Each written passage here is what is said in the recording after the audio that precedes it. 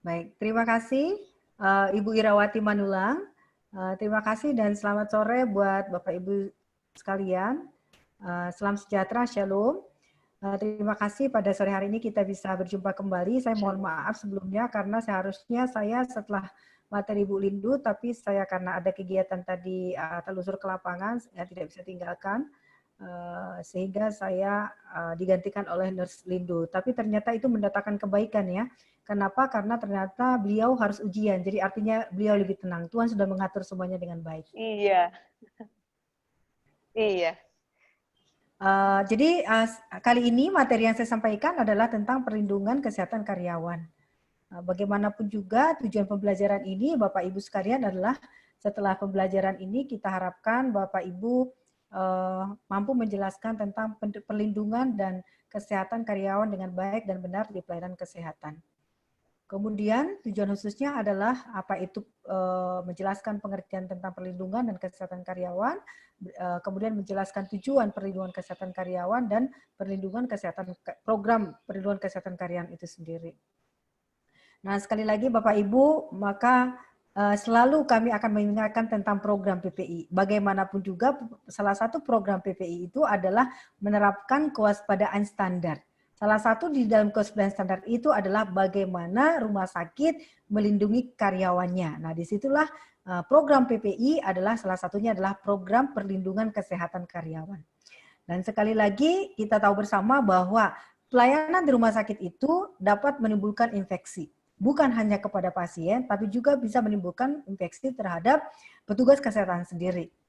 Oleh karena itu, salah satu program tadi kewaspadaan standar itu termasuk adalah kita sebagai staf, karena kita sangat berisiko sekali terpapar, baik itu mulai dari pintu masuk rumah sakit kita, gerbang, sampai dengan risiko itu ketika sampai kita pulang nanti, keluar dari pintu gerbang itu adalah risiko-risiko terpapar terkait dengan infeksi kepada seluruh staf yang ada di rumah sakit. Kita tahu bersama kalau kita melihat bahwa petugas kesehatan itu berisiko terhadap apa saja. Nah, yang paling sering kita gunakan di rumah sakit tentu adalah alat benda tajam atau kita tahu bersama kita seluruh karyawan rata-rata berhubungan langsung dengan jarum, baik itu jarum di kamar operasi maupun itu di ruang perawatan, baik itu di laboratorium dan tempat-tempat yang lain. Nah, hal itu tentu dapat menimbulkan risiko terkait dengan paparan terhadap darah maupun terhadap benda tajam yang akan bisa mengakibatkan menimbulkan risiko tertular HIV/AIDS, hepatitis B, dan juga terkait dengan pasien-pasien hepatitis C dan juga TB. Dan saat ini adalah COVID-19.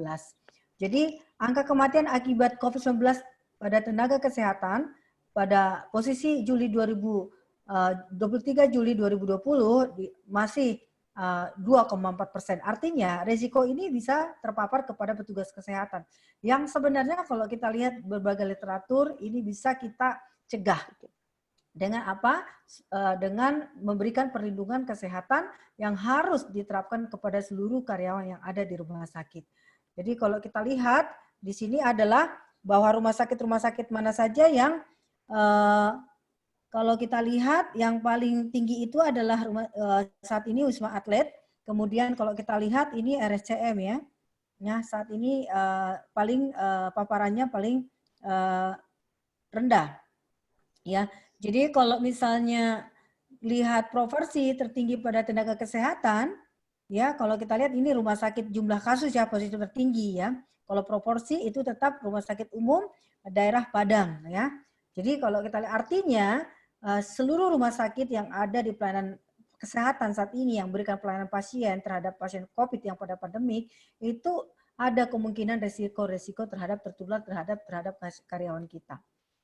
Nah, kalau kita lihat petugas kesehatan yang tertusuk benda tajam, maka kasus luka tertusuk benda tajam itu dari tahun ke tahun itu memang trennya ya tidak ada fluktuasi ya. Jadi artinya tidak ada petugas kesehatan tidak tertusuk benda tajam. Jadi baik itu dokter, baik itu perawat, petugas kebersihan, petugas laundry, petugas laboratorium, pekarya, petugas farmasi, kemungkinan tertusuk benda tajam itu masih ditemukan. memang kalau ini adalah angka secara uh, secara secara nasional ya kalau kita lihat. Tapi kalau misalnya dari beberapa rumah sakit ya, tapi kalau di rumah sakit kita sendiri, kalau kita lihat range-nya, rata-rata itu setahun itu kurang lebih adalah 12 sampai dengan 15 orang tertusuk benda tajam. Artinya tinggi ya, walaupun awal-awalnya bisa sampai 23 orang, walaupun tahun ke tahun terjadi penurunan karena kesadaran petugas terhadap penanganan benda tajam ini juga sudah meningkat. Oleh karena itu penyebab tertusuk benda tajam ini kalau kita lihat dari hasil telusur, dari hasil analisis kita, itu terluka karena kena besturi habis pakai saat menangani limbah infeksius. Terluka saat membuang jarum bekas pakai. Dan ternyata terdapat juga jarum lain yang menonjol keluar. Artinya si petugas yang menghasilkan benda tajam ini tidak memasukkan dengan baik terhadap tempat sampah safety box yang disiapkan oleh rumah sakit. Tertusuk jarum bekas pakai oleh diri sendiri saat melakukan tindakan. Artinya itu kecelakaan karena kesalahan diri sendiri atau ngantuk atau tidak konsentrasi. Kemudian tertusuk jarum bekas pakai saat merapikan peralatan bekas pakai. Dan ini banyak sekali terjadi, terutama adalah biasanya meletakkan itu perawat dan dokter yang tidak rapi. Kemudian menjadi korban itu adalah biasanya petugas kebersihan dan pekarya. Kemudian setelah memberikan suntikan lasik, ya, jadi ini juga ada kasus-kasus tertentu di mana ternyata pasiennya itu habis agennya positif. Saat menjahit torak, merapikan tempat tidur pasien yang telah meninggal. Karena apa? Biasanya kalau pada saat pasien dengan kondisi penurunan kesadaran dilakukan pertolongan BHD, maka banyak sekali tindakan-tindakan memberikan obat dan sebagainya. Tanpa sadar petugas kesehatan itu meninggalkan jarum di tempat tidur. Nah, disitulah biasanya petugas yang berikutnya akan merapikan tempat tidur atau memindahkan jenazah itu seringkali tertusuk benda tajam karena sisa-sisa yang dihasilkan oleh petugas kesehatan sebelumnya. Kemudian tertusuk jarum saat rekeping itu juga kita temukan pada saat kita melakukan tindakan pemasangan pada saat kita memasang infus atau memberikan terapi obat, tertusuk bekas pakai yang berada di dalam paket bersih ini lebih meminimalisasi ya. Kemudian tertusuk bekas pakai saat memasang pena terhadap pasien, tertusuk bekas pakai saat membuang jarum, bekas skin test, jarum disarungkan kembali, jarum menembus tutupnya. Jadi ini banyak sekali yang dari hasil analisis di lapangan ini kenyataan yang bisa mengakibatkan tertusuk benda tajam. Di mana pasien-pasien tersebut sudah positif, misalnya HIV/AIDS, hepatitis, maka ketika tertusuk benda tajam kepada petugas kesehatan berikutnya itu akan berisiko untuk tertular. Kemudian risiko petugas kesehatan dalam bekerja itu kalau kita lihat adalah paparan terhadap zat kimia, bisa juga terhadap radiasi buat teman-teman kita yang di radiologis, fisik bangunan, misalnya terlalu terjar, terlalu licin itu juga bisa risiko terjadi risiko jatuh. Petugas-petugas kita misalnya yang merawat pasien TB atau MDR TB, tata udaranya nggak sesuai. Kemudian HEPA filternya tidak pernah diganti, pre-medium filternya nggak pernah diganti. Petugas tidak tahu kalau misalnya tata udaranya bertekanan negatif atau tidak. Kemudian maskernya tidak optimal atau maskernya ada tapi harus dilakukan perpanjangan pemakaian, di mana penyimpanannya tidak baik. Begitu juga saat ini COVID-19, ya banyak sekali petugas-petugas yang sebenarnya bisa dihindari apabila semua pihak melakukan PPI dengan baik. Kemudian diare bisa terjadi juga pada kontaminasi pada makanan-makanan yang ada di gizi. Karena seringkali kalau tidak dilakukan monep, maka petugas gizi justru banyak yang melakukan misalnya tidak melakukan kebersihan tangan dengan baik, kemudian tidak menggunakan APD dengan baik, sehingga makanan-makanan yang mereka kelola tercemar, atau susu, terutama untuk persiapan susu untuk bayi-bayi, kalau misalnya petugasnya tidak edukasi, tidak melakukan kebersihan tangan dengan benar, tidak melakukan personal hygiene yang benar, maka makanan yang disiapkan bisa terkontaminasi sehingga bisa mengakibatkan diare kepada pasien. Juga terhadap peralatan yang terkontaminasi, misalnya tadi pada saat kita misalnya device, misalnya alat-alat yang digunakan pasien dengan HIV/AIDS, tapi kita tidak kelola dengan baik, sehingga alat yang dipakai oleh pasien dengan tertular HIV hepatitis dipakai kembali oleh pasien berikutnya, maka dia bisa tertular. Contoh, kalau misalnya HD untuk pasien-pasien dengan hepatitis B, harusnya itu tidak boleh digunakan oleh pasien dengan pasien lain. Jadi hanya didedikasikan untuk pasien dengan hepatitis B. Ya, seperti itu. Untuk menghindari risiko paparan tertular terhadap pasien, antar pasien dan juga ke petugas. Jadi sumber infeksi pada petugas itu bisa saja dari pasien. Ya, jadi artinya pasien TB kemudian tidak dikelola dengan baik, maka petugas bisa tertular. Kemudian petugas kesehatan lainnya, misalnya contoh, teman kita tidak menginformasikan kalau dirinya itu misalnya TB. Kemudian dia juga tidak menggunakan masker dengan benar, kita berdinas terus.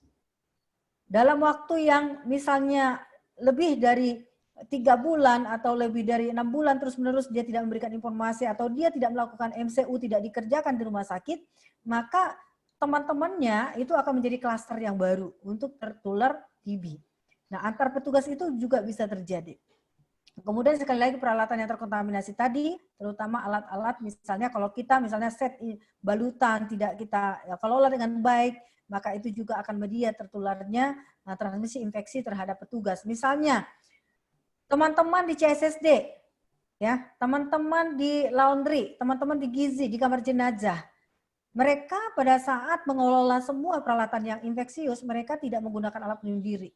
Mereka tidak melakukan kebersihan tangan, mereka tidak melakukan pembersihan permukaan lingkungan.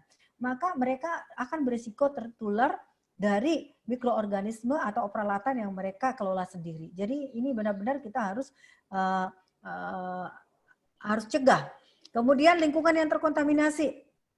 Sekali lagi lingkungan yang terkontaminasi ini adalah contohnya teman-teman yang ada di laboratorium. Ya, laboratorium itu kan penuh dengan, kalau kita tahu itu sudah infeksius. Jadi oleh karena itu teman-teman di sana betul-betul harus melakukan waspada dengan APD-nya. Kemudian bagaimana kita mengolah lingkungan di sana dengan melakukan desinfeksi secara rutin, misalnya dengan klorin. Ya, penyebab kecelakaan itu bisa terjadi karena kurangnya kesadaran karyawan, juga karena kualitas dan keterampilan kerja kurang memadai. Kemudian meremehkan risiko kerja, ini nggak apa-apa. Udah puluhan tahun kok saya nggak apa-apa kok, nggak pernah tertusuk benda tajam. Pernah juga tertusuk benda tajam, tidak ada HIV/AIDS, bisa. Dari dulu juga saya nggak melakukan kebersihan tangan, nggak apa-apa. Nah, hal-hal tersebut, jadi kalau kita memahami namanya kerikil-kerikil tajam, kalau pernah ada PA ya, dalam Alkitab.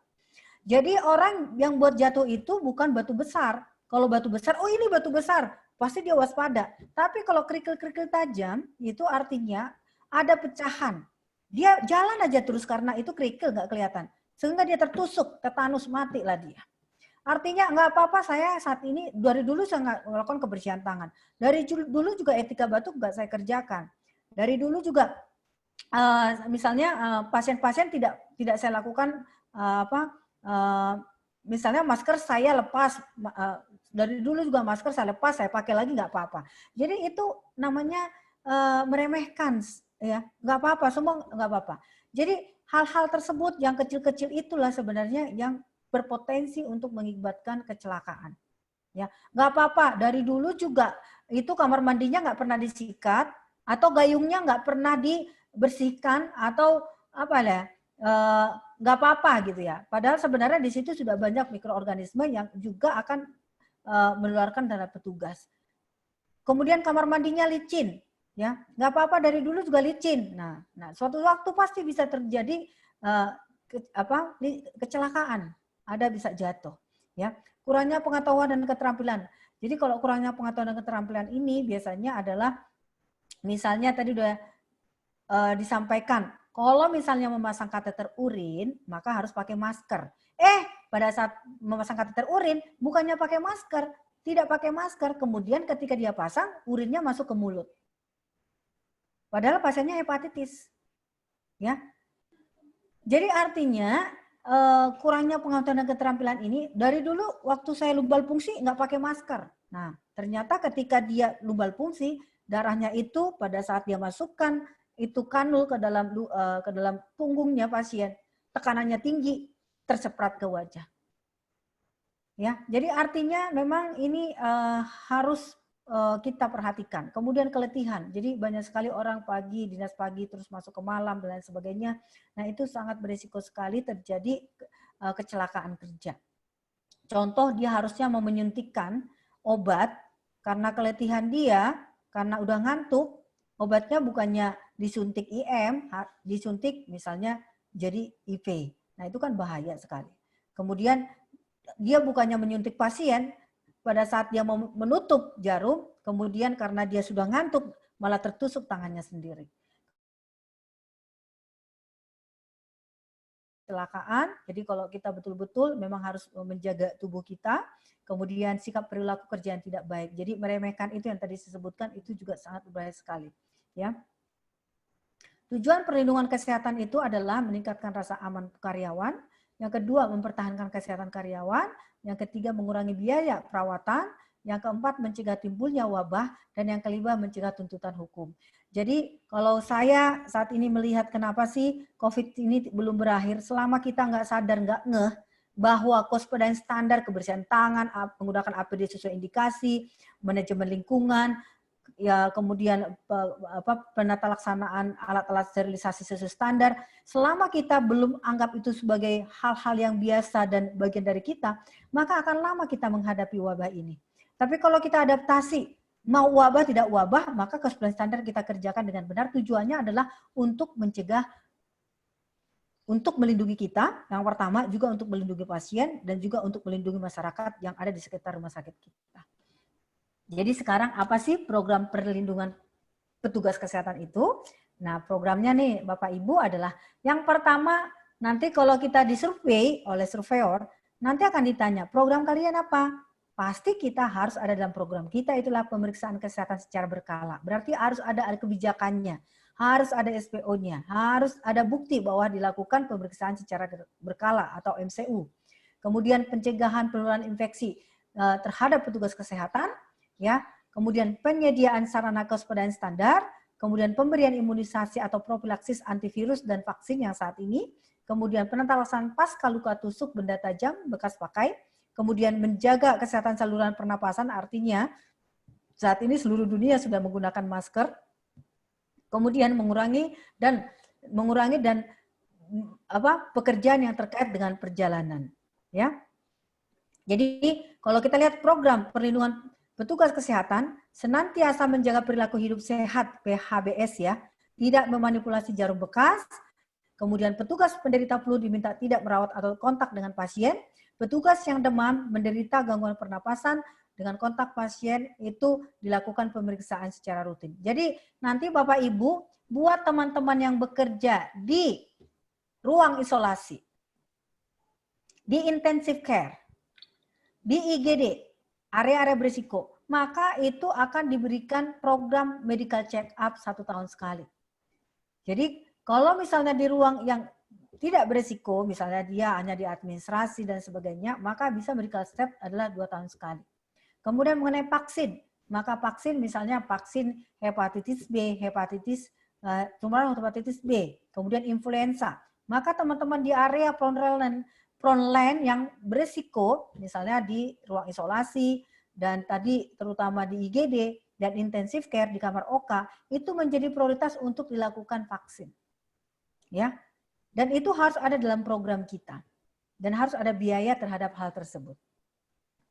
Kemudian strategi pencegahan risiko kecelakaan kerja, yang pertama adalah kita lakukan adalah kebersihan tangan sebelum dan sesudah melakukan tindakan. Kemudian kita harus selalu menggunakan APD sesuai dengan jenis tindakan. Kemudian jangan memanipulasi jarum bekas pakai. Gunakan bak bila memberikan benda tajam. Kemudian tidak menyarungkan kembali jarum yang telah dipakai. Pendidikan pelatihan berkesinambungan. Baca etika obat cairan sebelum diberikan untuk mencegah risiko kecelakaan kerja.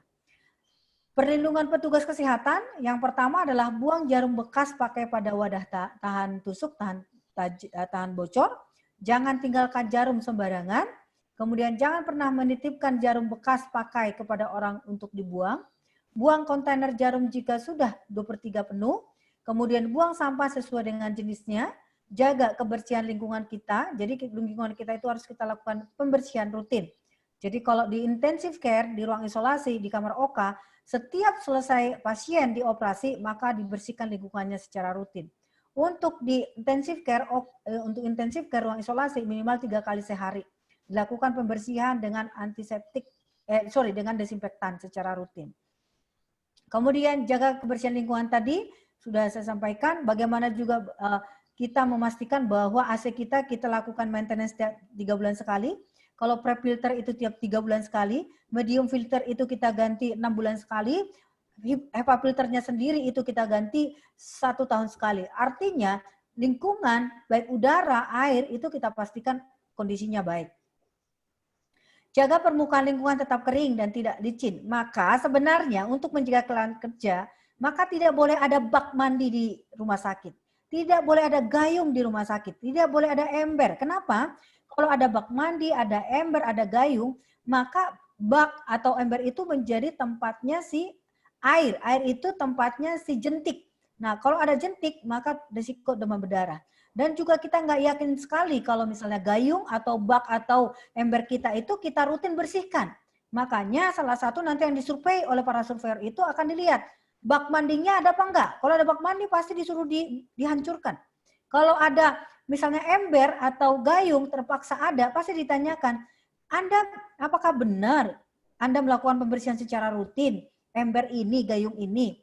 Karena kalau misalnya tidak dilakukan, maka itu risiko kontaminasi kepada petugas. Misalnya ternyata sudah lumutan, nggak pernah dibersihkan. Kan itu risiko terhadap petugas. Ya, jadi kita juga harus memastikan kondisi kamar mandi kita kering. Jadi memang kalau kamar mandi kering itu berarti kan tidak ada bak mandi, tidak ada gayung dan lain sebagainya. Jadi kita pastikan kondisinya kering supaya mencegah kecelakaan kerja. Buang jarum bersama siringnya. Jadi kalau kita jarum itu Bapak Ibu sekalian jangan hanya jangan hanya ujungnya, akhirnya karena untuk ujungnya saja dimanipulasi. Nah, waktu kita memanipulasi itu risiko tertusuk benda tajam. Jadi gunakan sistem yang paku thinner itu paling bagus untuk pengambilan darah. Jadi program perlindungan petugas kesehatan pada era pandemik sih apa sih? Tetap sama ya, buang jarum bersama siring pumpnya, jangan memanipulasi jarum, buang jarum pada kontainer tahan tusuk dan tahan tajam, gunakan sistem paku thinner di laboratorium, jangan tinggalkan jarum di sembarangan tempat. Di era COVID bagaimana perlindungan kesehatan karyawan? Ya sama, nggak ada perbedaan. Jadi tetap tidak ada perbedaan. Nah, di era COVID ini baru namanya kita melakukan screening secara rutin. Ada beberapa rumah sakit yang mengadopsi stafnya bekerja 14 hari. Setelah 14 hari, dia akan dilakukan istirahat 10 hari atau 14 dengan 14. Jadi 14 hari kerja, 14 istirahat. Pada saat dia istirahat dilakukan screening. Apa yang dilakukan screening? Mereka dilakukan rapid test atau pengambilan swab. Pada saat menunggu hasil rapid test dan screening swab, hasil swab, maka mereka diserahkan 14 hari. Tapi saat ini ada juga rumah sakit yang memperkerjakan karyawannya 1 bulan. Setelah dia bekerja 1 bulan, dikasih istirahat 14 hari. Tapi sekali lagi itu improvement. Bisa aja 1 bulan, kalau hasil misalnya swabnya bisa keluar dalam 3 hari, swab pertama 3 hari, swab kedua 3 hari, artinya nggak perlu 14 hari. Kalau hasilnya negatif, ya si staf bisa langsung kerja. Kalau misalnya hasil swab pertama 1 hari udah keluar, terus swab kedua 1 hari kemudian udah keluar, berarti dia negatif, hari ketiga si staf bisa kerja. Jadi yang penting dilakukan secara rutin tergantung dari hasil swabnya. Semakin swabnya cepat keluar, maka staf semakin cepat bekerja kembali.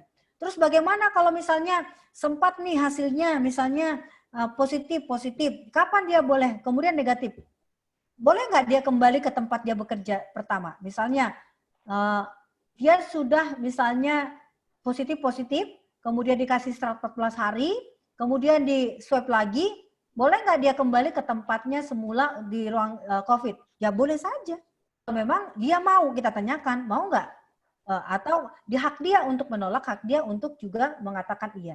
Jadi artinya pada masa pandemi ini yang dilakukan adalah bagaimana kesehatan karyawan tetap dikontrol, terutama adalah bagaimana dilakukan rapid test dan swab. Jadi ini dia kalau kita lihat adalah PMK nomor penetapan coronavirus untuk sebagai penyakit akibat kerja yang spesifik pada pekerjaan tertentu ada dikeluarkan oleh pemerintah nomor 0107 nomor 327 2020 ya. Jadi kalau kita lihat contoh asesmen risiko pekerjaan di rumah sakit itu, misalnya di rumah sakit yang dilihat itu adalah misalnya dari asesmennya apakah jenis pekerjaannya pendaftaran pasien, risikonya apa, potensi COVID-nya ada nggak, kontak langsung dengan droplet, pengendalian yang dilakukan, kita wawancara, ada nggak physical distancing, APD-nya digunakan nggak, menggunakan baju scrub nurse nggak, ya. Kemudian pada saat anamnesis, pemeriksaan fisik, potensi COVID-nya pada saat droplet atau kontak, pengendalian yang dilakukan, kita tanyakan, jaga jarak nggak waktu itu? Pakai masker nggak? Pakai baju rumah sakit sendiri nggak? Nah, itu kita tanyakan. Jadi ketika kita menanyakan semua kondisi-kondisi ini kepada staf kita, kalau dia mengikuti standar-standar yang ada, artinya dia menggunakan APD dengan benar, kebersihan tangannya dikerjakan, dia memutuskan rantai dengan cara mandi sebelum pulang, kemudian bajunya juga di laundry rumah sakit, artinya risiko paparan itu akan minimal. Ya, kalau misalnya di rumah sakit sudah diikuti standarnya, kemudian staf kita ternyata positif, loh, terus di mana? Kita bisa telusur, dia naik kendaraan apa? Kamu sehari-hari naik kendaraan apa? Misalnya kereta api. Terus pada dekat kereta api itu bagaimana menjaga jarak? Ya, jaga jarak nggak? APD-nya digunakan nggak? Ketika turun dari kereta api, Anda melakukan kebersihan tangan atau tidak? Kemudian dalam perjalanan kita tanyakan di rumah. Di rumah kondisinya seperti apa? Pakai AC, tertutup, punya ventilasi, siapa saja di rumah, kapan pertemuan terakhir, ada nggak keluarga yang terkena COVID? Jadi bisa aja di rumah sakit sudah sesuai standar, yang saat ini malah kondisinya penularan ini bukan karena penularannya bukan pada saat di rumah sakit ke pasien, penularannya di meja makan. Kenapa di meja makan? Meja makan biasanya orang duduk berhadapan. Kemudian maskernya dibuka, ngobrol. Sambil makan ngobrol. Tanpa masker. Waktunya lebih dari 10 menit. Dan itu dilakukan terus-menerus. Di rumah juga begitu. Jadi ternyata penularan COVID-19 ini sekarang bukan di antar pasien. Pasien ke petugas. Tapi lebih banyak antar petugas. Di mana petugas itu tidak ada gejala. Di mana terjadi ketika di meja makan. Dan kapan? Di meja makan itu pun bisa terjadi karena AC-nya tertutup. Tidak pernah dibuka jendela. Jadi tidak ada sirkulasi sama sekali. Nah inilah penyebabnya. Jadi kita harus melakukan asesmen resiko lingkungan terhadap staf-staf kita. Kemungkinan, sekali lagi kita tidak boleh, oh APD-nya yang salah. Jangan. Jadi bukan APD-nya, kita. Kita ini benar nggak, standar nggak yang kita kerjakan. Jadi kesehatan karyawan ini termasuk yang kita nanti lakukan risk assessment ya. Kemudian pilihan risiko terhadap kerja tadi sudah kita sama-sama, risiko paparan rendah itu adalah pekerjaan tanpa kontak erat yang sering dengan masyarakat umum. Kemudian paparan sedang adalah kontak erat yang sering dengan masyarakat umum dan rekan kerja, pengunjung klien dan pelanggan. Kemudian risiko paparan tinggi itu adalah pekerjaan dengan potensi tinggi kontak erat dengan orang diketahui atau curiga terhadap COVID-19. Jadi ini adalah risiko-risiko yang mungkin terjadi di pekerjaan kita. Jadi harusnya potensi yang tinggi itu sebenarnya adalah ketika teman-teman yang bekerja di ruangan COVID. Kalau di luar ruangan COVID harusnya risikonya rendah atau sedang. Jadi kalau kita lihat pilihan risiko dan penata laksana petugas kesehatan terpapar COVID-19 dikeluarkan oleh WHO bahwa tanggal 11 Maret bahwa yang pertama adalah petugas itu disuruh untuk mengisi kuesioner. Yang pertama yang ditanyakan menetapkan kategori risiko tiap tenaga kesehatan setelah terpapar COVID-19, apakah high risk atau low. Kemudian melaporkan ke manajemen penilaian berdasarkan risiko tenaga kerja. Jadi saat ini sebaiknya rumah sakit itu memastikan bahwa dilakukan secara rutin ya. Kalau bisa ditaruh di EHR, di komputer. Ketika seseorang buka EHR, dia melakukan risk assessment terhadap dirinya sendiri. Kemudian kategori risiko kontak dengan pasien COVID-19 itu, kalau risiko tinggi sekali lagi adalah merawat pasien yang COVID-19, visit pasien bersama dalam lingkungan yang sama, bekerja bersama dengan petugas dengan COVID-19. Nah, kalau CDC mengatakan risiko tinggi itu jaraknya kurang dari 2 meter. Dengan lama kontak 1 atau lebih dari 1 sampai 2 menit. Ini risiko tinggi. Kemudian melakukan atau berada dalam satu ruangan di mana ada tindakan aerosol tanpa gaun dan sarung tangan, tapi pakai masker dan kacamata. Petugas tanpa masker dan kacamata kontak dengan pasien 19, yang pakai masker tidak pakai masker, petugas kontak langsung sekret atau ekskresa pasien tanpa pakai sarung tangan dan terlambat menggunakan HH, kebersihan tangan. Ini adalah risiko tinggi menurut CDC. Ya. Nah, ini yang kita nanti telusur kepada staf kita. Apakah risiko ini risiko nggak terhadap mereka? Yang rendah adalah petugas memakai masker. Ya, kalau petugasnya menggunakan masker, menggunakan APD dan APD-nya misalnya dipakai sesuai risiko dan kemudian dilakukan kebersihan tangan dengan tepat, maka risiko penularannya adalah ringan menurut CDC. Lokasi kerja dan cosplay terhadap petugas. Kalau droplet dan kontak, maka terjadi itu resikonya di area screening, kemudian di IGD, di ruang tunggu dan poliklinik. Kemudian kalau kita lihat APD harusnya memadai atau APD jangan sampai berlebihan atau kurang paham perilaku saat menggunakan APD. Ini resikonya. Kemudian yang airborne kemungkinan itu terjadi di kamar OK, di ICU, di ruang endoskopi, di poli THT, di poli gigi, ya, di kebidanan. Maka yang digunakan di sini APD-nya adalah APD lengkap dengan menggunakan N95. Ya. Jadi kita lihat resikonya, sesuai resikonya untuk meminimalkan resiko paparan terhadap petugas. Kalau misalnya petugas lokasi kerjanya di area riwayat kontaknya kapan? Ini yang kita tanyakan. Petugas kesehatan terpapar ya, lokasi kerjanya di mana, kemudian riwayat kontaknya erat atau tidak, mulai sakitnya kapan, mulai dihitung mulai saat intubasi, saat tes diambil, kemudian APD saat kontak seperti apa, perilakunya si petugas seperti apa, itu yang kita wawancara nanti. Ketika seseorang petugas dikatakan dia positif, misalnya COVID, maka inilah yang diwawancara oleh petugas kesehatan.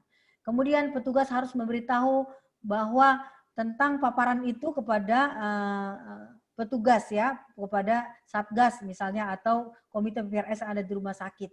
Dan petugas kategori tinggi disarankan tidak bekerja 14 hari setelah paparan terjadi. Yang tadi saya sampaikan, jadi kalau misalnya di area-area berisiko, misalnya di intensive care, tindakan aerosol, jadi dia dikasih waktu kerja 14 hari. Kemudian istirahat 14 hari. Tapi sekali lagi istirahatnya nggak selalu 14 hari. Kalau hasil kulturnya, swabnya cepat, maka bisa 5 hari. Kita juga lagi belajar bagaimana supaya waktu istirahatnya jangan terlalu lama. Ya, kalau terlalu lama istirahatnya 14 hari, petugas yang untuk merawat pasien tidak ada lagi. Ya. Kemudian cosplay transmisi dihentikan, ya. Atau petugas kesehatan dapat aktif lagi, menurut WHO, petugas dengan gejala bila 10 hari perawatan setelah timbul gejala.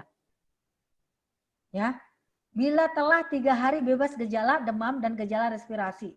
Petugas tanpa gejala, 10 hari setelah dinyatakan hasil PCR, SARS-CoV-2-nya positif. Jadi kalau misalnya intinya adalah +3, ya. Jadi SARS-CoV-2 tertinggi 3 hari sebelum 10 hari gejala timbul. Kemudian hasil PCR dapat memanjang, virus sudah tidak dapat ditumbuhkan, pasien tidak infeksius, maka yang harus kita hentikan cosplay transmisi. Pasien boleh pulang. Ya, ini buat pasien ya. Jadi kalau untuk pasien ini boleh pulang. Jadi kalau kita adalah 10 plus 3. Ya. Kemudian petugas kesehatan kembali aktif apabila yang pertama cerdas memilih APD sesuai dengan indikasi, selalu menggunakan masker bedah.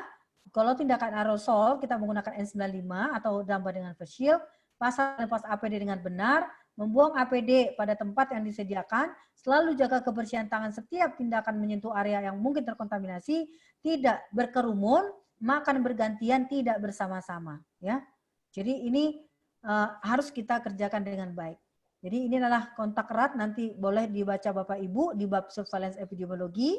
Jadi dikatakan adalah kegiatan karantina itu adalah buat mereka jika seseorang nyatakan sebagai kontak erat selama 14 hari sejak kontak terakhir dengan kasus probable. Kemudian konfirmasi 11 hari. Kemudian karantina dapat dihentikan apabila selama karantina tidak menunjukkan gejala, ya.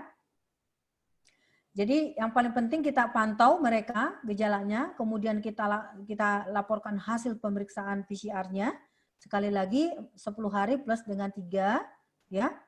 Dan memang masa gejalanya itu kan 14 hari. Jadi ini yang paling penting ketika memang dia positif, maka diobservasinya 14 hari. Kalau dia tidak reaktif, hasil rapid testnya atau swabnya negatif, petugas boleh kembali bekerja. Jadi kasus probable di sini adalah kasus suspek dengan ispa berat ya atau meninggal ya. Kemudian dan ada hasil pemeriksaan laboratorium dengan PCR. Jadi biasanya kalau ini ditemukan maka akan rawat di rumah sakit atau ke rumah sakit rujukan. Biasanya pasien-pasien ini dilakukan masuk ke ruang isolasi yang bertekanan negatif. Kalau sudah sembuh maka dia boleh pulang kembali atau bisa saja pasien ini petugasnya bisa meninggal ya. Jadi kalau kasus konfirmasi juga sama. Bila seseorang dinyatakan positif terinfeksi virus COVID-19 dibuktikan dengan pemeriksaan laboratorium dengan PCR. Jadi bisa saja dengan tanpa gejala yang tadi saya sebutkan, sebenarnya yang berisiko terhadap penularan itu yang tanpa gejala, di mana petugas makan, mereka tidak tahu bahwa di positif COVID, kemudian tidak menyadari. Nah, kalau misalnya tanpa gejala, maka bisa isolasi di rumah petugas kesehatannya. Kemudian tanpa follow up dengan PCR. Kalau gejala ringan, isolasi diri bisa di rumah. Kemudian kita di follow up setelah sudah selesai isolasi dia sembuh. Kemudian kalau gejala sedang dirujuk ke rumah sakit darurat ya atau rumah sakit yang ditunjuk. Kemudian bisa terjadi kalau misalnya dia berat bisa terjadi kematian. Kemudian kalau misalnya gejala berat bisa dirujuk ke rumah sakit rujukan, kemudian di follow up PCR 1 kali. Jadi sesuai dengan berat ringan sakit untuk petugas kesehatan, risiko penularan dan kemampuan fasilitas kesehatan masing-masing daerah. Jadi kalau misalnya petugas kesehatan kita ini masih bisa mandiri, ya mandiri saja. Misalnya reaktif, dia masih mandiri. Daripada di rumah sakit, sebenarnya ke rumah sakit itu kalau bisa dihindari. Kecuali kalau ada gejalanya sudah sedang ke berat, baru masuk ke rumah sakit. Karena kalau di rumah sakit itu stresnya sangat tinggi dan malah risikonya lebih besar. Tapi kalau misalnya di rumah sakit, misalnya petugas itu di rumahnya sendiri misalnya tidak bisa isolasi mandiri, ya sebaiknya dia harus masuk ke rumah sakit supaya jangan memaparkan kepada petugas keluarga yang ada di rumah. Kesimpulannya adalah bahwa perlindungan petugas kesehatan merupakan bagian dari penerapan kewaspadaan standar dan setiap rumah sakit dan pelayanan kesehatan harus melindungi petugas kesehatannya melalui program perlindungan kesehatan, kemudian program perlindungan kesehatan mencegah terjadinya AIDS pada petugas kesehatan. Demikian Ibu Irawati, saya kembalikan kepada Ibu Moderator. Ya, terima kasih Ibu Gortap Sitohang. Baik, Bapak Ibu, kita masih punya waktu 10 menit. Kita akan coba, saya coba membacakan beberapa pertanyaan dari peserta Ibu Gortap. Yang pertama, itu dari Ibu Margaret, Rumah Sakit Wilembut Semarang. Pemeriksaan apa saja atau mungkin vaksin yang perlu didapat oleh petugas kesehatan, dan apakah wajib pemberian vaksin sebagai bentuk perlindungan karyawan? Nah, terus yang kedua, pemberian perlindungan karyawan berupa vaksin lebih efektif diberikan sebelum atau setelah terpapar. Silakan Ibu Gortap. Ya, baik, terima kasih. Kalau untuk program tentang vaksinasi, jadi memang kalau kita lihat di standar baik SNARS maupun GCI, jadi memang kita rumah sakit harus juga dari PMK yang tadi disampaikan, bahwa rumah sakit itu wajib tanpa COVID, tidak COVID, kita harus ada program vaksinasi. Jadi program yang diberikan, yang harus sebelum pandemik yang wajib diberikan kepada staf kita adalah program vaksinasi hepatitis B. Nah, hepatitis B ini tergantung titernya. Kalau titernya kurang, baru akan dilakukan vaksin. Kalau titernya cukup, maka vaksin tidak diperlukan. Hepatitis B. Jadi sekali lagi tergantung titer. Kemudian kalau untuk influenza, vaksin influenza juga adalah program rutin yang harus diberikan 1 tahun sekali. Terutama buat teman-teman kita yang ada di ruang isolasi atau di intensive care menjadi prioritas. Walaupun harusnya sih semua staf, tapi kalau misalnya ketersediaan keuangan kita adalah misalnya tidak mencukupi, maka program-program tadi, maka prioritas yang tadi di kamar OK, di ruang isolasi, di ICU, di IGD, kemudian teman-teman yang dia ada di pelayanan gizi, kemudian di dapur maksud saya ya, kemudian teman-teman yang ada di laundry, itu kan area beresiko, di laboratorium, maka akan diprioritaskan untuk mendapatkan vaksin tersebut. Artinya, nah saat ini apakah dengan COVID kita harus ada vaksin? Ya sekali lagi kalau vaksinnya memang sudah diuji coba dan memang sudah pemerintah sudah menyediakan, ya silahkan masing-masing rumah sakit untuk menambahkan vaksin COVID. Tapi sekali lagi bahwa vaksin ini kan ada namanya juga staf yang tidak mau divaksin. Itu juga ada hak untuk menolak, untuk tidak mendapatkan vaksin. Itu adalah hak setiap karyawan. Demikian. Jadi artinya bukan menunggu paparan sebenarnya. Jadi itu sudah adalah program dan harus rutin. Ya kecuali kalau COVID kan memang karena belum ada seperti itu. Demikian Bu Irawati. Iya, pencegahan lah Bu ya. Baik. Yang kedua Bu, dari Fitri di Rumah Sakit William Booth Semarang, yang ada 2 pertanyaan. Yang pertama, adakah regulasi khusus ataupun aturan baku untuk perlindungan kesehatan karyawan? Seperti apa secara spesifiknya? Lalu yang kedua, jika ada regulasi, maka bagaimana instansi rumah sakit yang tidak menerapkan regulasi tersebut? Ya. Kalau ditanya regulasi, ya jelas tadi kan di slide saya sebelumnya sudah ada regulasi tentang kesehatan karyawan, ya, ada PMK-nya, ada K3, di K3 program K3 RS itu ada dan dikeluarkan oleh pemerintah, dan itu sudah diupdate yang terbaru 2019. Jadi kalau ditanya regulasi, ya memang ada regulasinya dan wajib, bukan hanya di rumah sakit, di perusahaan-perusahaan, di pabrik sekalipun, itu sudah ada regulasi bahwa harus memperhatikan program kesehatan karyawan. Jadi sekali lagi regulasi ini harus, regulasi itu apa sih yang dibuat di dalam regulasi tentang kesehatan karyawan itu? Yang pertama adalah MCU itu wajib, medical check up. Jadi medical check up ini wajib itu sesuai dengan resikonya. Nah, contoh tadi saya sebutkan, program MCU itu wajib, itu program MCU, medical check up. Disesuaikan dengan resiko tinggi atau resiko sedang atau resiko rendah. Contoh untuk teman-teman di bagian administrasi, tentu itu kan resikonya beda dengan teman-teman yang di pelayanan langsung ke pasien. Maka kalau yang beresiko tinggi, minimal 1 tahun sekali, harus dilakukan MCU. Kalau yang beresiko yang rendah, minimal itu 2 tahun sekali harus dilakukan MCU. Dan segera jika ada gejala. Itu harus disebutkan dalam kebijakannya. Kemudian apalagi programnya disebutkan dalam PMK? Adalah tentang program vaksin tadi. Jadi rumah sakit harus memastikan bahwa program vaksin itu diberikan kepada seluruh staf yang ada di rumah sakit. Tadi tergantung resiko lagi. Apakah resiko yang tinggi yang tadi disebutkan di kamar isolasi, di laboratorium, teman-teman yang ada di IGD, di ICU, nah itu menjadi prioritas untuk mendapatkan vaksin, baik hepatitis B, vaksin influenza, kalau nanti ada vaksin COVID, ya vaksin COVID. Seperti itu. Iya, Bu. Ini mungkin sekaligus lanjut nih dari Fitri juga. Cek apa saja yang diperlukan untuk petugas khusus yang di instalasi gizi. Bagaimana langkah-langkah pembersihan alat makan pasien yang tidak sentral? Silakan, Bu. Oh, instalasi gizi yang paling penting adalah medical check up-nya adalah yang pertama adalah torak karena resiko untuk TB ya. Kemudian adalah yang kedua adalah tipes karena jadi memang untuk kan itu menular ya, tipoid. Kemudian dia harus dicek Jadi dia tes feses, ya. Kemudian adalah swab tangan sama anus, ya, dia ada enggak? Jadi itu harus dilakukan tes secara rutin 6 bulan sekali terhadap staf yang ada di teman-teman gizi, ya. Kemudian bagaimana dengan pembersihan?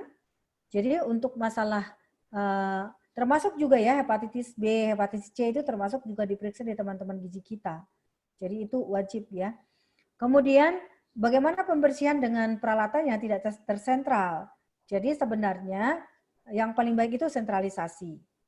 Yang penting kalau misalnya tidak sentralisasi, kita memastikan bahwa suhu itu adalah 70 derajat. Artinya semua alat-alat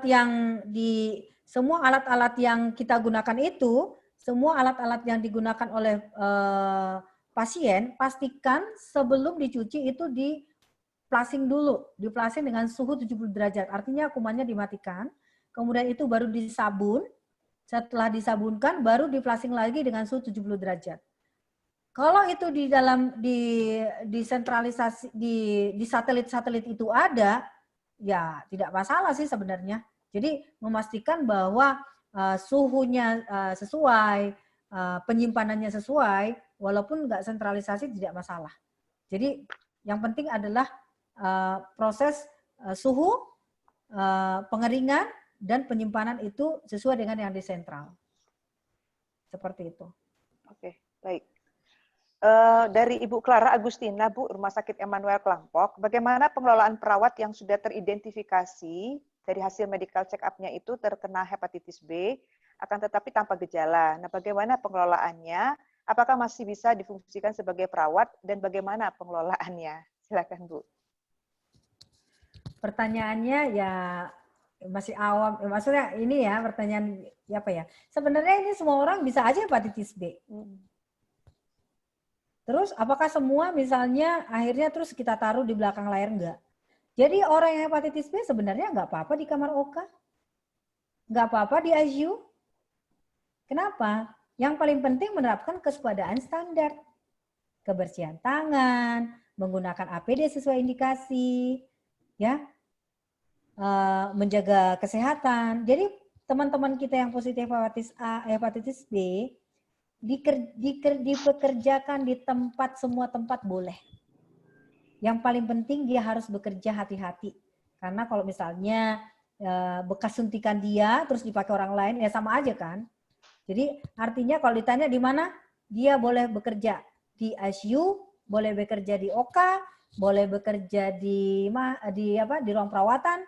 Jadi jangan ditaruh di administrasi, ya rugi dong. Apalagi orangnya udah handal, udah hebat. Kalau kita taruh dia, kasihan kita akan kehilangan orang-orang yang kompeten. Jadi artinya ditempatkan di mana saja boleh. Yang paling penting menjaga kesehatan, menjaga diri, jangan sampai tertusuk benda tajam, dan jarum yang dipakai oleh orang tersebut tidak dipakai oleh orang lain. Yaitu seperti itu.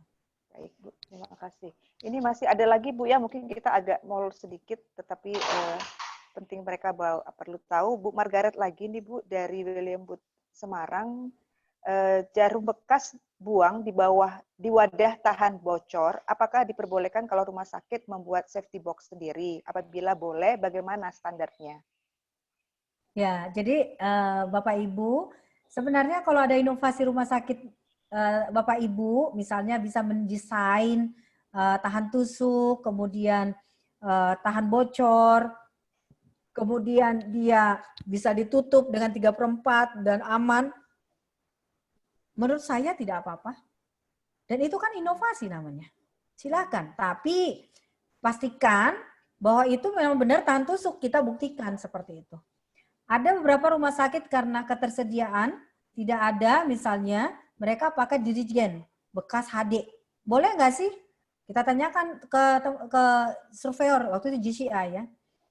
Ya, dalam keadaan emergensi, daripada Anda menggunakan kardus-kardus atau menggunakan botol-botol aqua, itu kan berisiko. Silakan Anda pakai kontainer yang bekas daripada dirigen HD. Anda boleh pakai, yang paling penting tutupnya itu Anda tidak buang. 3/4 langsung ditutup terus dibuang. Jangan dimanipulasi lagi. Boleh dalam keadaan emergency. Apalagi kalau menghasilkan desain sendiri dan itu bisa dibuktikan tahan tusuk, tahan bocor dan ditutup mudah, ya boleh banget silakan. Jadi boleh ya Bu ya? Boleh, Oke, boleh. lanjut Itu lagi namanya nih, Bu. inovasi. Anak negeri harus menginovasi, anak negeri efisiensi. Kreatif ya Bu ya, tapi Ya. safety ya. Iya. Lanjutan nih Bu dari Bu Margaret lagi, bagaimana bila ada petugas yang dilakukan swab sudah negatif atau bebas COVID, tetapi mempunyai penyakit infeksi lain yang menular? Apakah langsung masuk kerja atau diistirahatkan? Itu berapa lama? Ya, kalau menularnya TB, ya tunggu dulu sampai 14 hari. Ya, tadi kan menular apa dulu nih? Kalau hepatitis kan boleh masuk, ya kan? Kalau menularnya TB, tunggu 14 hari. Setelah 14 hari, kemudian di swab, ya, hasil apa? Sputumnya masih positif, ya jangan ditempatkan di area berisiko. Nah, itu yang nggak boleh tuh. Pasien TB misalnya masih positif ditaruh di OK. Ya kasihan orang OK kena semua dong. Tapi kalau hepatitis B boleh nggak ditaruh di OK? Ya boleh. Tapi kalau yang TB ditaruh di OK belum sembuh ya enggak boleh. Kasih dia di tempat yang resikonya minimal. Di mana dia tidak banyak berkontak dengan orang banyak. Seperti itu. Dan kalau bisa ditempatkan yang tata udaranya itu alamiah. Jadi dia selalu memang pakai masker. Seperti itu. Jadi kalau TB sebaiknya atasi dulu TB-nya baru masuk kembali. Tapi kalau itu penyakit menular hepatitis, monggo silakan bekerja kembali. Baik. Ya. Terima kasih. Ini dari Bu Fitri lagi nih dari Rumah Sakit William Booth Semarang. Jika menginfus pasien anak-anak, apakah juga berisiko aerosol, Bu? Rasanya tidak sama sekali ya. Aerosol itu kan tindakan yang menghasilkan yang apa ya, kayak ada filtrasi lah gitu. Contohnya adalah pengambilan swab, scaling, inhalasi, intubasi. Nah itu yang bersifat aerosolisasi itu. Tapi kalau pasang infus, pasang kateter, terus memberikan obat, TTP, memandikan, sama sekali tidak. Oke, berarti Itu nggak jawabannya. berisiko ya Bu ya? Tidak berisiko. Dari pakai masker Kristianto, bedah saja. Ya, kita lanjut ya Bu. Ini dari Kristianto Pantirahayu Kudus. Untuk ruang isolasi, apakah ada standar khusus untuk penempatan nurse station-nya? Mohon petunjuk Bu. Oh ya, kalau itu ruang isolasi, standar ruang isolasi yang pertama harus ada anterum. Yang kedua, di kamar isolasi harus ada toilet pasien. Yang ketiga harus ada CCTV. Jadi anterumnya di mana? Ya di luar kamar isolasi. Jadi kalau kamar isolasinya ada 3, berarti masing-masing kamar isolasi 3 itu ada anterumnya. Di dalamnya ada pasien. Bisa satu pasien atau bisa 3 bed. Yang penting kasus yang sama. Jadi artinya nurse station-nya itu pasti di luar dari ruang kamar isolasinya. Ya, bagaimana kita memonitoringnya? Makanya harus ada CCTV.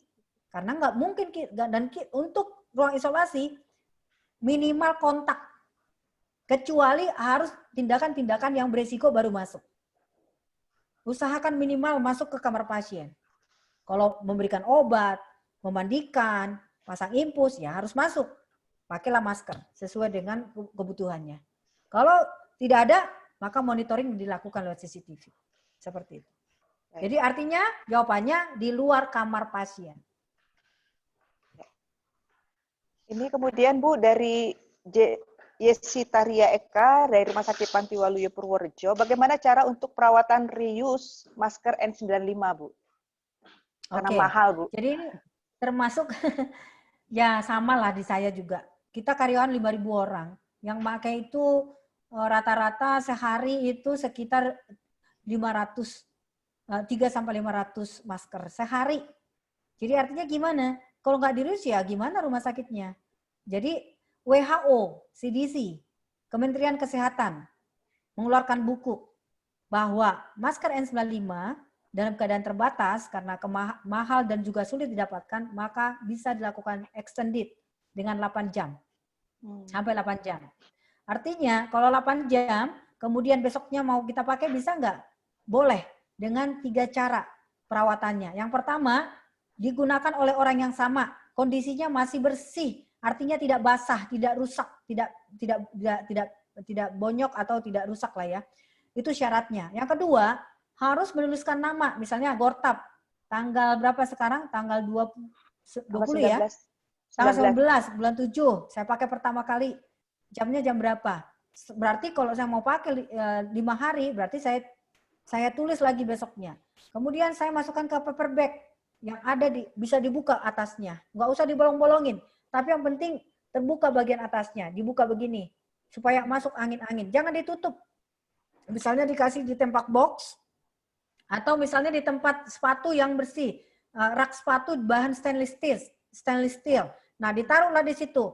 Dijajar-jajarkan. Tapi tempatnya itu jangan terlalu panjang ya. Minimal misalnya ini masker, ini N95 dimasukkan ke dalam, yang penting kebuka atasnya. Ditaruh berjajar-jajar seperti itu, seperti sepatu. Tapi jangan rak sepatu yang bahan plastik tapi bahan stainless steel. Ditaruh di tempat udara yang terbuka. Jangan di matahari, matahari rusak. Filternya. Jadi yang terbuka saja, yang angin-anginkan. Bisa dipakai kembali selama 5 hari. Untuk hari, misalnya saya punya 3, maka hari pertama saya pakai hari pertama saya pakai nomor 1, hari kedua saya pakai nomor 2, hari ketiga saya pakai nomor 3. Yang hari keempat saya pakai nomor 1. Yang hari kelima saya pakai nomor 2. Yang hari keenam saya pakai nomor 3. Saya pakai untuk berikutnya hari ketujuh saya pakai lagi nomor 1. Jadi terus-menerus bisa dipakai. Yang penting kondisinya masih baik. Atau bisa di UP. Di UP bisa juga disterilisasi, bisa juga di drying. Ya. Silahkan. Tapi yang murah meriah adalah dengan angin-anginkan, tapi syaratnya satu orang harus memiliki minimal 3 supaya hari ketiga menggunakan hari yang pertama. Gitu. Seperti itu. Baik. Ya. Berarti bisa dipakai ulang. Yang terakhir nih Bu, dari Ibu Lea Larasati, Rumah Sakit Emmanuel Klampok, tindakan nebulizer berisiko aerosol, bagaimana penata laksanaan pada bangsal yang satu kamar berisi lebih dari 1 bed? Kemudian lanjutannya, bagaimana penata laksanaan untuk petugas atau karyawan yang hasil rapid test-nya reaktif? Oh, ini mungkin sedikit berbeda. Silakan Bu. Ya, jadi terima kasih pertanyaannya ya. Jadi gimana ya kalau ada tindakan aerosol, pasiennya lebih dari 1? Ya, kalau yang paling baik adalah pasien yang ada di sekitarnya dikeluarkan dulu. Atau yang paling baik lagi, di rumah sakit itu didedikasikan satu ruangan khusus untuk tindakan aerosol. Didedikasikan. Jadi ditunjuklah atau ditetapkan satu ruangan untuk tindakan aerosol. Itu paling baik. Dan yang lebih baik lagi apabila ruangan itu berjendela. Yang paling baik lagi apabila ruangan itu ada exhaust-nya. Jadi ketika tindakan aerosol, aktifkan exhaust-nya, buka jendelanya, matikan AC-nya. Keluarkan pasien yang lainnya. Taruh dulu di lorong, terpaksa. Tapi yang baik adalah dedikasikan satu ruangan. Ketika ada tindakan aerosol yang lain, pasien yang lain akan tindakan lagi, maka ruangan itu bisa dipakai kembali. Kalau di tempat kami Ibu, karena pasien ini kan nggak ada, datang terus. Nggak mungkin kita tahan. Sudah kami dedikasikan per zone, misalnya satu zone itu 35 bed atau 60 bed, maka satu zone itu kami carikan satu ruangan yang khusus untuk tindakan intubasi, ekstubasi, inhalasi, pemasangan NGT per zone. Jadi kalau ada tindakan apa-apa, kami taruh di situ. Itu yang paling baik. Dan kami sudah meminta dari PPI untuk dipasangkan exhaust fan dan buka jendela dan matikan AC. Jadi kami buat seperti standar prosedur sementara dalam kondisi COVID seperti ini. Kemudian, jadi jangan sampai pasien di sebelahnya, usahakan harus tidak ada ya Bu. Pindahkan dulu. Kasihan nanti jadi, walaupun itu tidak pasti kan kita anggap aja itu ada risiko. Jadi sebaiknya dikosongkan, hanya dia. Tadi pertanyaan berikutnya apa tadi ya? untuk petugas atau karyawan yang hasil rapid testnya reaktif, Bu, Ya, bagaimana tata reaktif laksana? sekali lagi, reaktif itu bisa aja terjadi, belum tentu dia positif. Iya. Banyak yang reaktif, tapi yang reaktif menjadi positif apa enggak? Paling hanya berapa persen ya? Mungkin 10% yang reaktif menjadi positif. Jadi artinya bisa aja dia reaktif, artinya ada infeksi lain, belum tentu COVID. Gitu. Jadi artinya tetap harus ditindaklanjuti dengan swab untuk memastikan apakah COVID atau tidak. Seperti itu jawabannya.